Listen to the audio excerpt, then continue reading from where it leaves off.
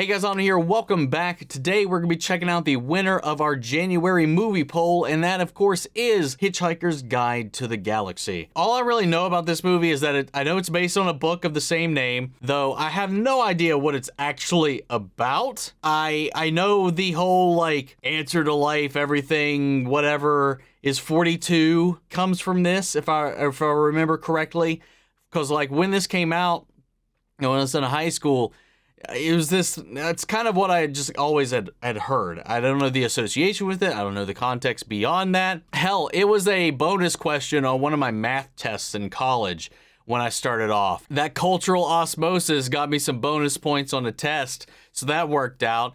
The only other thing I think I know, I might be thinking of a different movie, but I think it's this. I believe Alan Rickman voices a robot. I think it's this. It could be another movie, but I think it's this.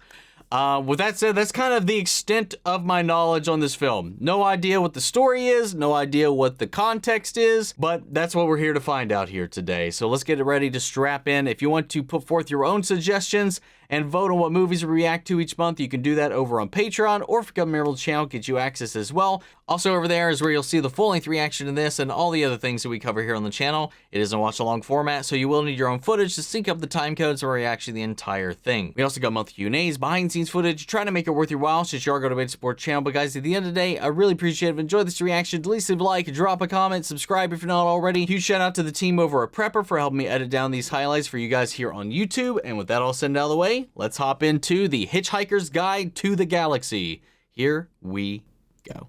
Man had always assumed that he was the most intelligent species occupying the planet, instead of the third. The second most intelligent creatures were, of course, dolphins, who, curiously enough, had long known of the impending destruction of the planet Earth. They got thumbs now, man. Many attempts to alert mankind to the danger, but most of their communications were misinterpreted as amusing attempts to punch footballs or whistle for tickets. So they eventually decided they would leave Earth by their own means. The last ever dolphin message was misinterpreted as a surprisingly sophisticated attempt to do a double backward somersault through a hoop while whistling the Star-Spangled Banner. But in fact, the message was this: so long, and thanks for all the fish. Okay. Wait, did they say what the first was? Because they said we were third. What was number one? Am I already missing? Did I already fuck up? So long and thanks for all the fish. So sad that it should come to this. So long, so long, so long, so long, so long. So long, so long, so long, so long, so long. So long, so long, and thanks for all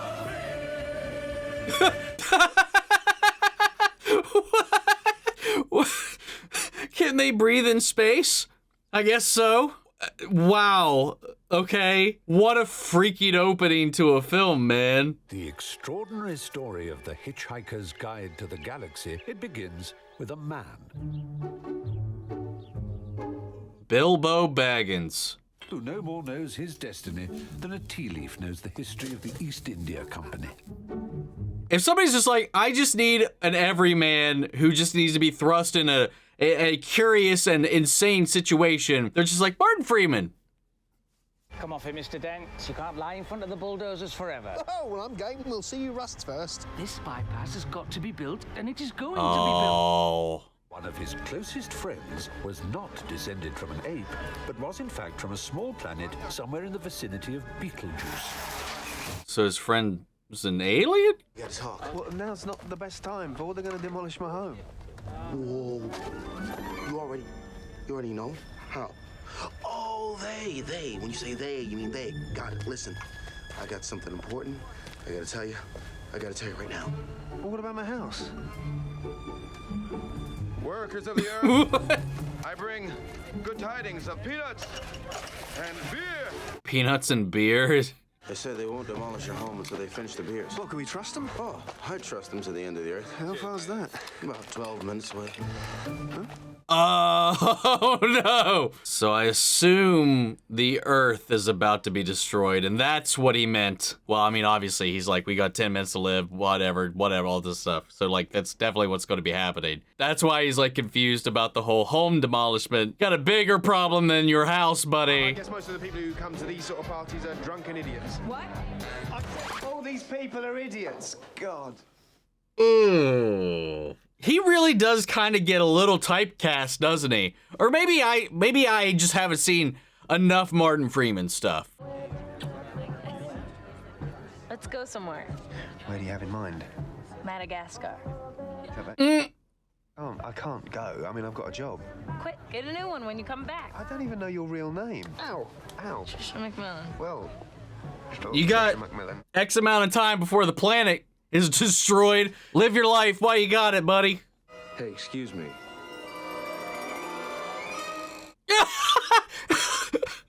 I'm from a different planet.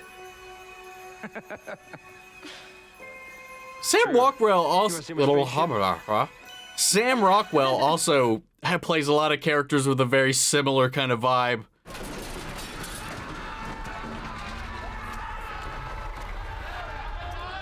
He is so fixated on his house. I want the camera to show us what they see, damn it. Martin, turn around, man. What is that? The cube? Is it the Borg? Arthur!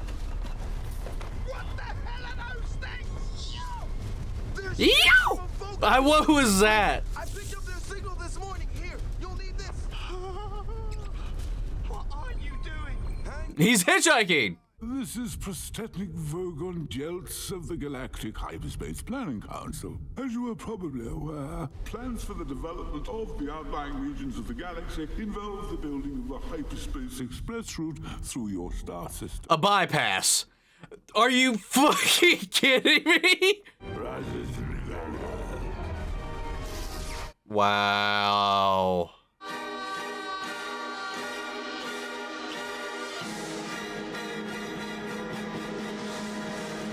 Come on! What the fuck? It's still going, dude!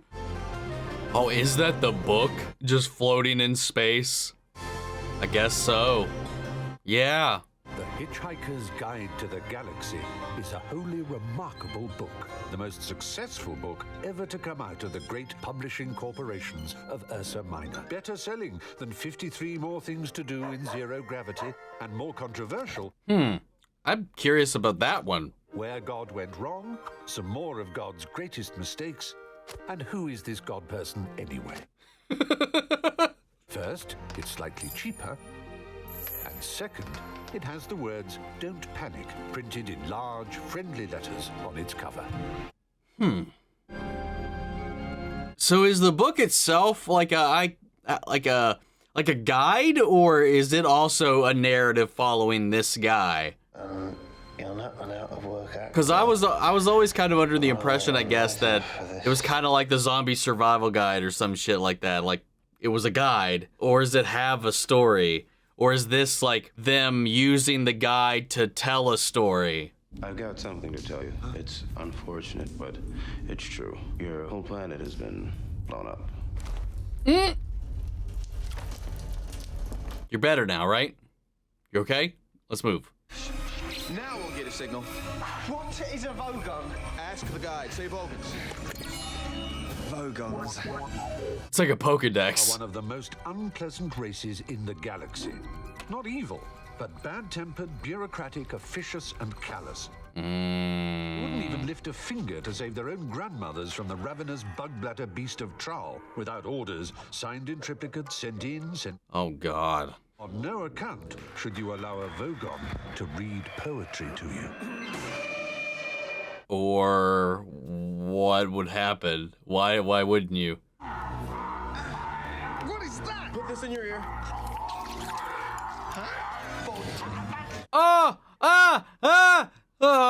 Practical upshot of which is that if you stick one in your ear, instantly understand anything said to you. Oh, ooh, oh God. Nifty, what the fuck does that feel like, though? Does it feel like you got a clogged ear? Ugh. Hitchhikers. Ah. Oh, God. Flurdled Gabbledotches on a lurkid bee. Vogon poetry is Oh. widely accepted as the third worst in the universe. The second worst is that of the Asgoths of Krea. During a recitation by their poet master, Grunthor...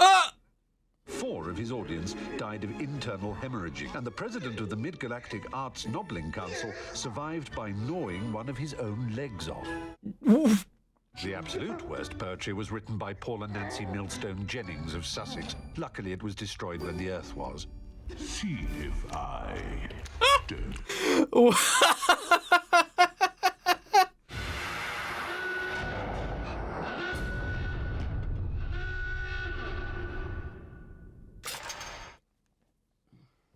Wow. If you hold a lung full of air, you can survive in the total vacuum of space for about 30 seconds. Chances of being picked up within that time are 2 to the power of 2,079,460,300. I mean, that's about right. That does sound right. Is also the telephone number of the Islington flat where Arthur went to a fancy dress party and met a very nice young woman whom he totally blew it with. Oh, what the fuck was that? I know how you feel. What the fuck? So much for the laws of physics. Wait, what? And once again, our top story. The sensational theft Was she an alien the whole time? of the starship Heart of Gold. Stolen at the launch Yeah, ceremony. dude, looks like an eyeball. Galactic President Zaphod Beeblebrox. In the name of Oh, freedom hey! and Wait. democracy, stuff like that, I hereby kidnap myself, and I'm taking the ship with me. Woo! Come on! Universally considered to be the dimmest star in Wow. several solar systems. So he was an alien too. Who claimed many thought they were voting for the worst dressed. Does Sam Rockwell just love just dancing? It's a Justin Hammer thing. It's a thinking this. If I remember right, Jojo Rabbit too. Marvin! I think you ought to. Yes, that's the thing. That's the thing. I've seen this thing. We have something that should take your mind off things. So it was this. That's good old Allie Ricky. Exceptionally large mind. Aww. And pick up our stowaways and bring them up here. Just that. I won't enjoy it. Yeah. Yes. We have located the spaceship Heart of Gold and President Beeblebrox. Where? Hyperspace permission granted, Captain. Here we go.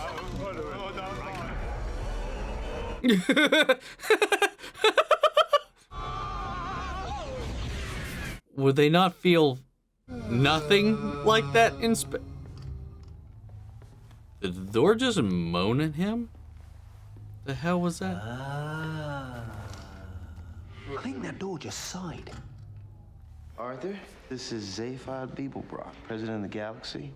He's my cousin. He's a semi-half-brother. He shares 3 of the same mothers as me. We've met. I'm just gonna roll with that. You know? You gotta. You went down to that little planet and you didn't call me? Sorry, pal, I didn't know. You know, I had a galaxy to run. So they were down there together, then I assume. I left you the party. I feel bad about it, but I was gonna call you when I got back. Well, there is no going back now, is there? You do know what happened, don't you? Hey, no small talk, Trill. We're on the. Oh, wait, is she from Earth? Having a bit of a chat here, do you mind? Well, I think the girl's gonna. Oh! What the fuck? You wanna fight? Okay. Earthman wants to fight. No. I'm just kidding. I'm a kidder. Come on. Let's be friends. Let's connect, you and I. Oh! What the? I thought you said you stole it. So what? What are we talking about? What in the hell? Oh my... What in the fuck is going on? Zaphod, please come back now. This is ridiculous. Leap to hyperspace! Come on! What in the hell? So is he wearing a skin suit, or is he have just multiple faces with different settings? Apparently, you can't be president with a whole brain. You carved it up. Yes. Parts of my personality weren't exactly what you call presidential, you know what I mean? No, you know what I'm talking about. Oh, so he severed them into a separate entity that lives under his neck? They commissioned 2 of their brightest and best to design and build a stupendous supercomputer to calculate the answer to life, the universe, and everything. We'd really like an answer. I have to think about that. Return to this place in exactly 7.5 million years. Is it finished? No, there's more. There's more. They go back. What, 7.5 million years later? That's right. They do. Wow, it's gonna be that just a random ass answer, dude. The answer to the ultimate question of life, the universe, and everything is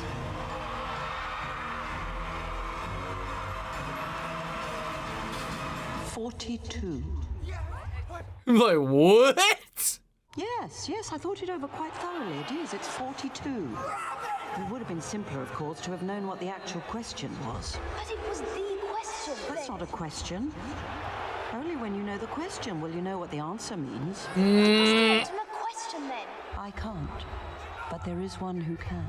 A computer of such infinite complexity that life itself will form part of its operational matrix. You yourselves shall take on new, more primitive forms and go down into the computer to navigate its 10 million year program. And it shall be called... Oh!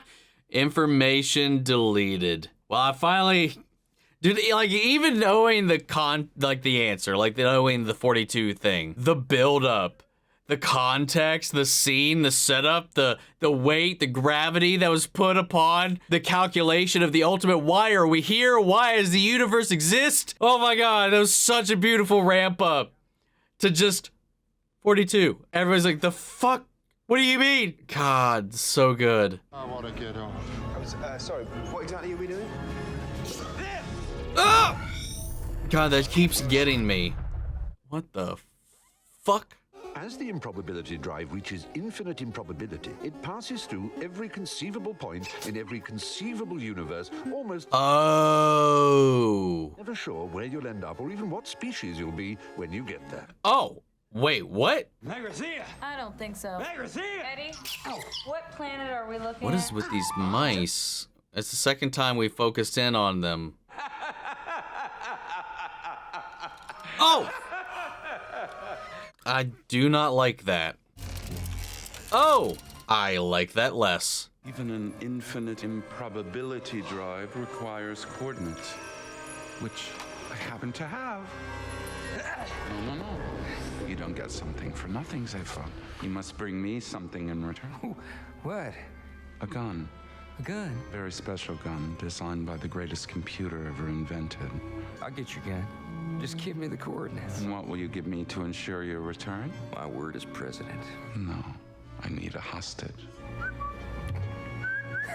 Come on.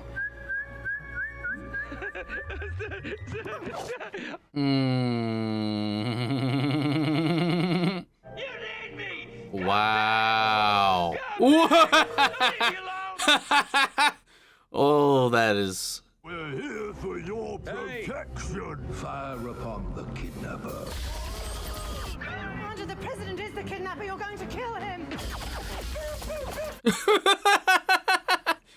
Dude, why is it like in everything I see Sam Rockwell in, it just looks like it's just him having a fucking time of his life. The time of his life, not a time of life. It is a time of his life as well, though. Otherwise, we wouldn't be here.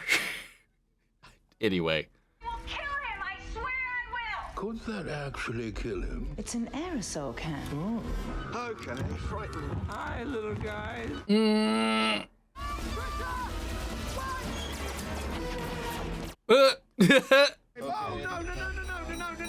Press the button. Okay. Nothing to do. Okay, good man. Okay, no. Good man. We'll get there real fast. Oh my god. How is he... Well, I guess half his brain was in the thing, but they were separated, but I guess losing the separated brain has somehow made the other brain even dumber? I don't know. They have these on Arcturan mega freighters. Captains use them when they really need to concentrate. Yeah. So thinking, Captain. Need some lemon concentrate. Okay. I think we... Oh! You too! Well, he did. Okay, so it's not like a step trap or anything like that, like a pressure plate. Is it just something running around in the sand?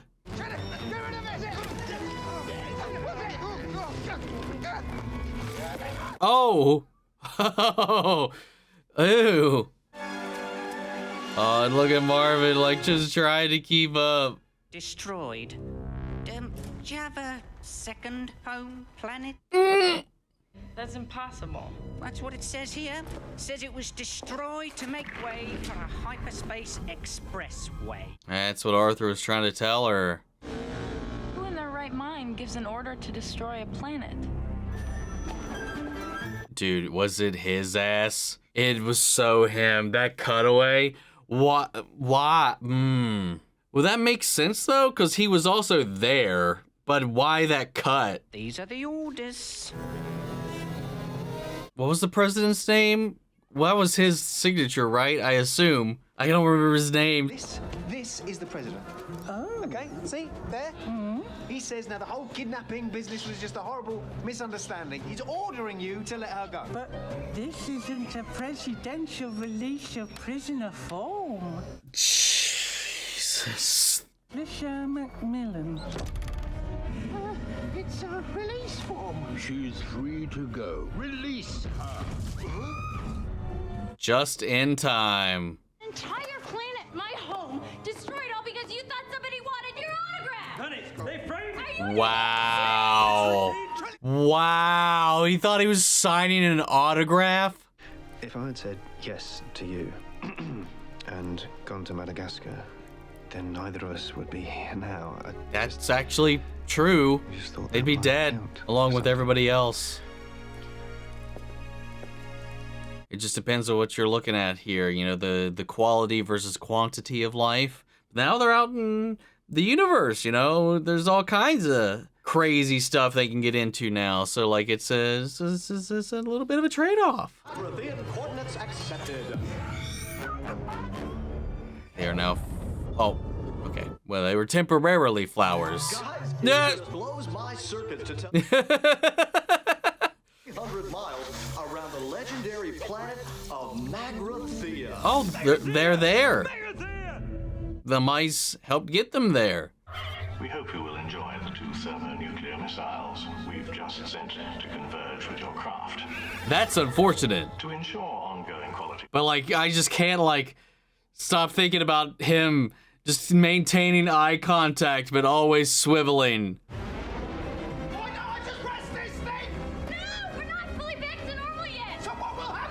We're not fully back to normal yet? How normal are we? What's not normal right now?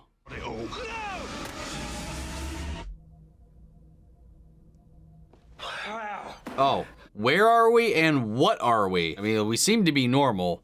And the missiles?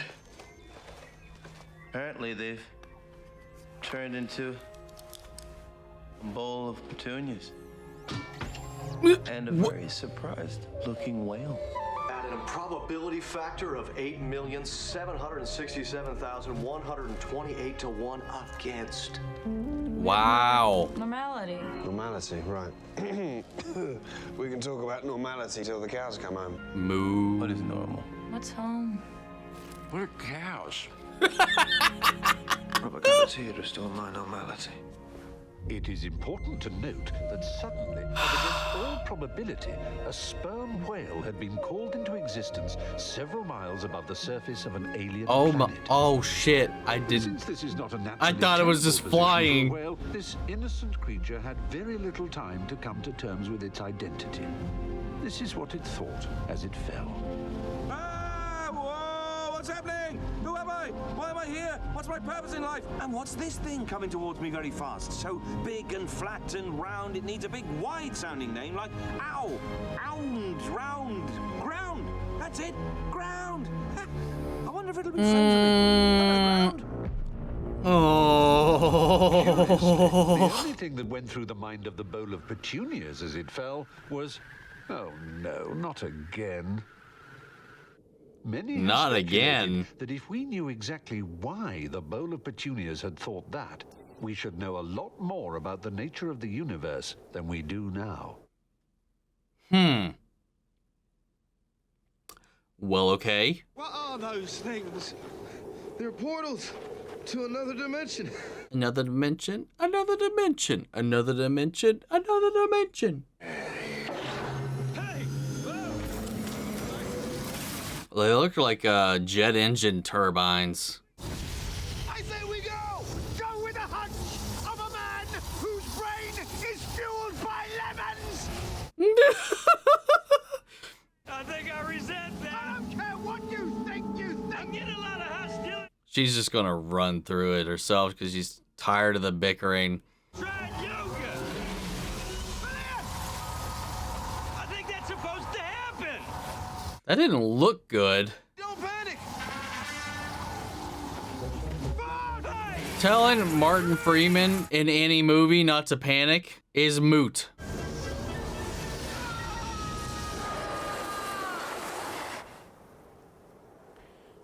Are you serious? Or maybe that's what it looked like to him. Maybe it turned off just as he tried. If Marvin's still here, that'll tell us. Yep. Oh. Excuse me. Is that Nighy? Who are you? What? No, Yeah, I recognize that chin, man. You must come with me. Get away. Terrible events are afoot. I can now hear it in his voice.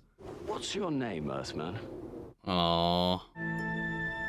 Hyperspatial engineering, exact planet of your choice. Custom-built planets are a bit of a luxury commodity. Dude, like Anyway, how would those because work? there's been a terrible mix-up with your planet. Best laid plans of mice, you know.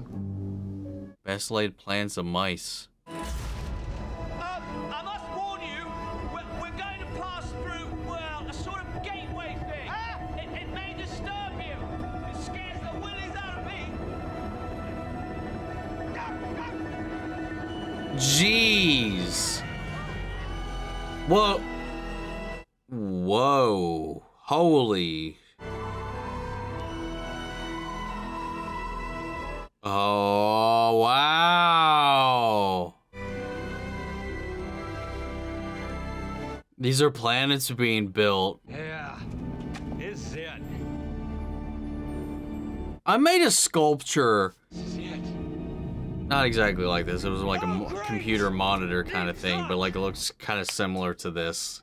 Except my last cat, not Pop-Tart, but the cat before that fucking broke it. Have you calculated the ultimate question of life, the universe, and everything? No, I've been watching TV. Oh. I designed another computer to do that. Oh, right. I forgot. Is it here? No, it's not here. It's another world. It's on another world. It is another world. Or at least it was, until the Vogons destroyed it to make way for a hyperspace expressway. Oh. So it wasn't destroyed? Actually, it was. This is a backup. A backup. So you made the Earth? Not me alone, but I did my part. Ever heard of a place? I think it's called Norway. That was one of mine. I got an award for it. You got an award? All right, Frank. The rocks are painted. Nice. They've nearly finished the oceans.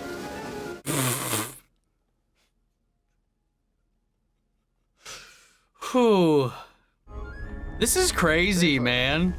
Here. What about all the people on it? Do we have backups for all the people? Or do we have to let life go through all that randomness again? You go through all you're going through. You come all this way, you don't get an answer, which means no money. And no fame, what you deserve, man. The point of view gun. Point of view gun. That is, if you point it at someone and pull the trigger, they instantly see things from your point of view. Oh. Shoot his ass. But commissioned by a consortium of intergalactic angry housewives who, after countless arguments with their husbands, were sick to the teeth of ending those arguments with the phrase, "You just don't get it, do you?" Wow. You actually wanted to know the question because you always wanted to know if there was more to life, and now you're crushed because you find out there really isn't.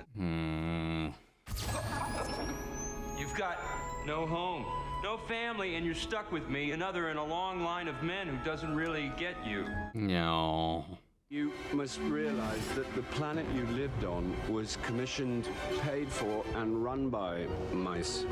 Oh. When you say mice, do you mean the little furry Are white you creatures with wow. whiskers, ears, cheese? Yeah, but they're merely protrusions into our dimension of hyper-intelligent pan-dimensional beings. They were there on Earth as mice experimenting on you. What? We were experimenting on them. Ah, no. Well, yeah, no. I gather that's what they wanted you to think, but you were actually elements in their computer program. Actually, this explains a lot, you know. All my life, I've had this strange feeling that there's something big and sinister going on in the world. No, that's perfectly normal paranoia. Everyone in the universe gets that. I'm glad to know we're not alone on that front. Can we shut down the guy who invented mushrooms? Can we just like get a reboot of the Earth without those fucking freaky ass things? I'd much rather be happy than right any day. And are you? No. No. Bill Nighy's so goddamn charming, man. Is this?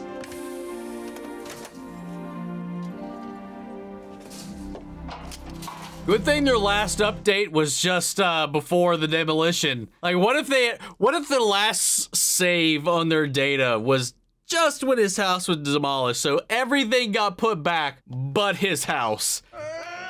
Oh, wait. There you are. Is this actually them? Oh, come on, that's lovely. We're glad you It's liked tea. it, creature. The pinky and the brain, psychic mice. Is there anything else? No, we're quite happy, thank you. Did you just say you need my brain? Yes, to complete the program. You can't have my brain. I'm using it. Hardly. Mouse. Oh! Ford. Oh no. You want a question that goes with the answer 42? Right, well, what about 1 6 times 7? How many Vogons does it take to change a light bulb? How many roads must the man walk down?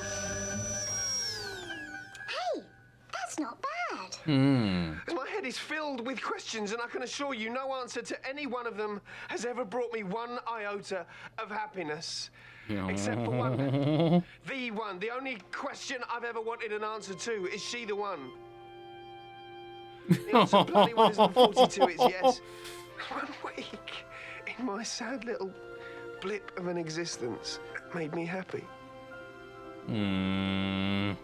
It's a good answer.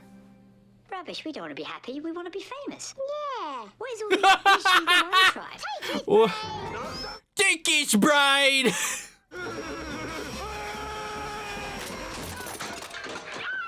Nice. Shoot him! Quickly, shoot him! Oh, bollocks.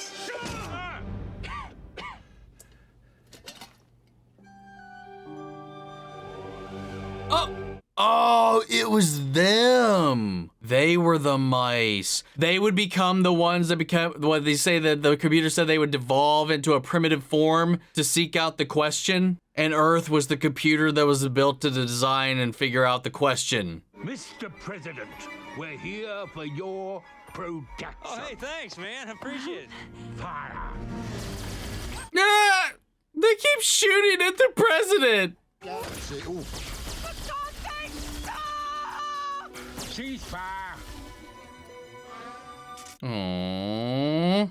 Now I've got a headache.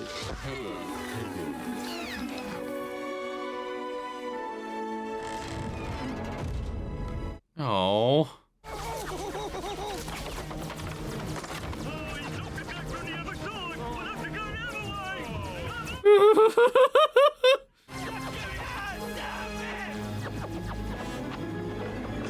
Oh. I was wondering why we kept panning back to Marvin. I was like, he's gonna come back? Oh God, are they gonna get his point of view? Oh, it's got a AoE feel so depressed. I can't face another day. Oh my God. What's the point? Oh. Get hit with that crippling depression. Where did you have in mind? I know there's a great restaurant at the end of the universe. I am a little peckish. Aww. Nice. No. Okay, there we go. We got this. They're back. Oh, they got thrown back. Not that anyone cares what I say, but the restaurant is at the other end of the universe.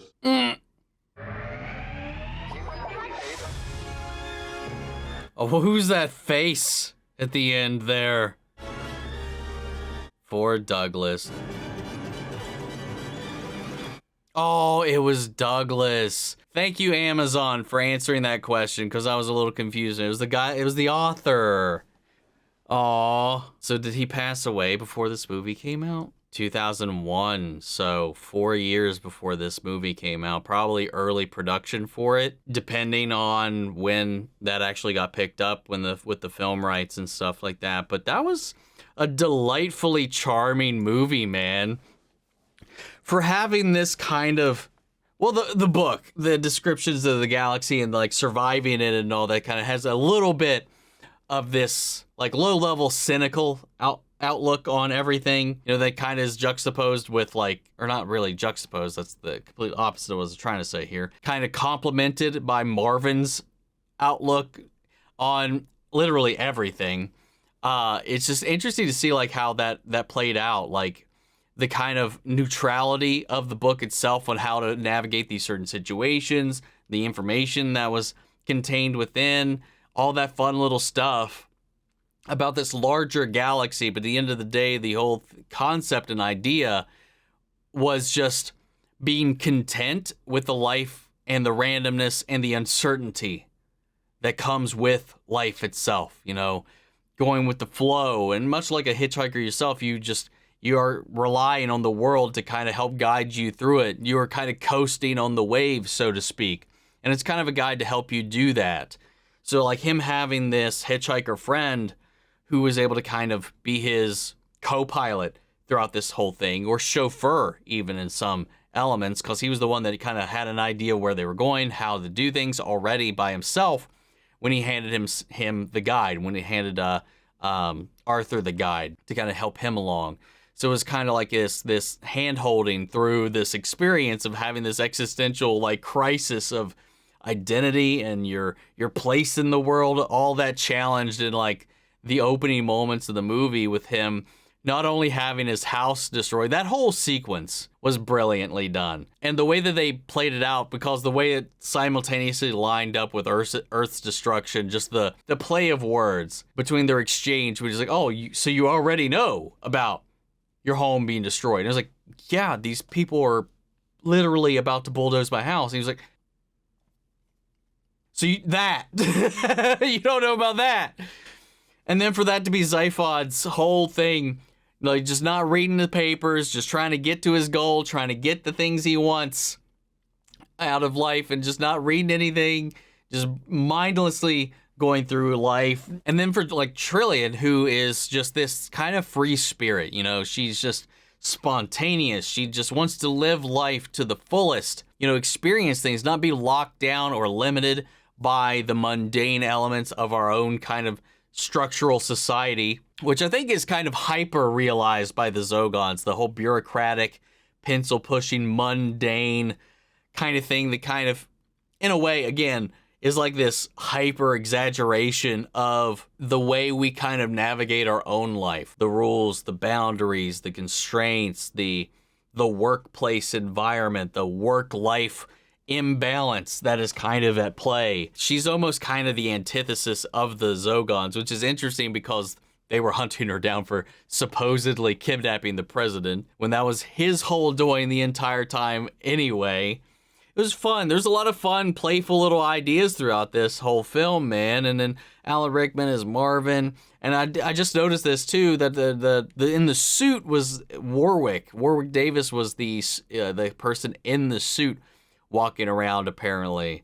So that's cool. And that mice were the primitive de-evolution of that high society that spent their entire lives looking for the answer to the ultimate question, like, why are we here? What is the answer to life, everything? And even though it wasn't even phrased as a question, which I think was their problem, at the end of the day, they didn't know how to ask the question properly. So they got that number 42, but then it was like, okay, well, that's the answer to the question, but then what's the question? The computer's like, nah, I built a whole other computer to do that. And you'll have to evolve down to a primitive form so that you can navigate and figure out the answer that thing provides, which I guess turned out to be Earth, was my understanding of it, unless I completely misinterpreted that. But that was my takeaway from it. So they were mice, and they were experimenting on us while we were there experimenting, blah, blah, blah, blah, blah, blah. All that stuff. Fun little thing to have that circle back around.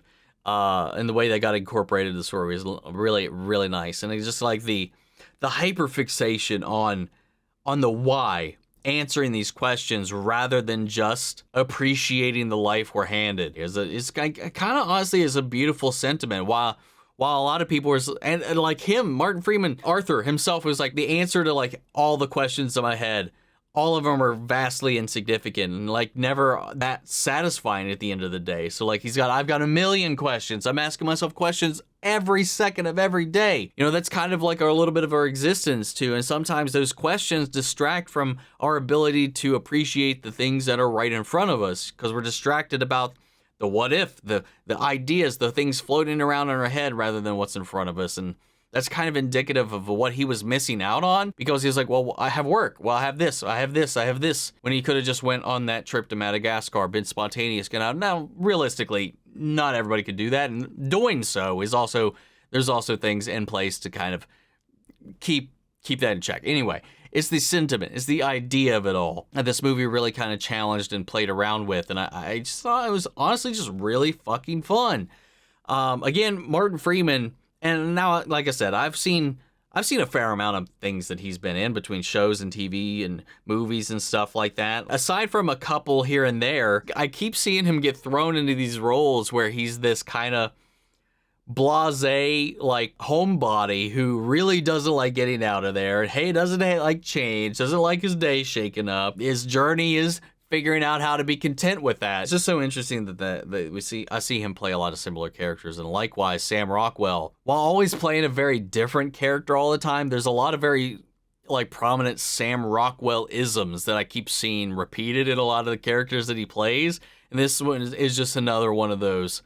And he's just so fun to watch, man. He's such an interesting performer when it comes to like actors. He's just always so damn dynamic. That said, this was very inventive, man. Aside from Spyglass, and this is Spyglass many years ago, I'm shocked that something like this got made and that something like this got the leeway to kind of do a lot of this stuff with the production, because I think the sets, the suits, the VFX, all that stuff really just, it allowed them to tell the story in this like larger than life kind of way in a very fun, dynamic, expressive way that all looked really nice. I was honestly impressed throughout, like the level of intricacy that went into bringing this story to life. And again, I don't know exactly if the book is literally a guide or if it has a narrative throughout, or is it a book at all? Because I saw something about a radio drama just in like a quick glance when I was looking up the dates and stuff for this. So like, I don't know what came first in the whole situation. Was it like a radio thing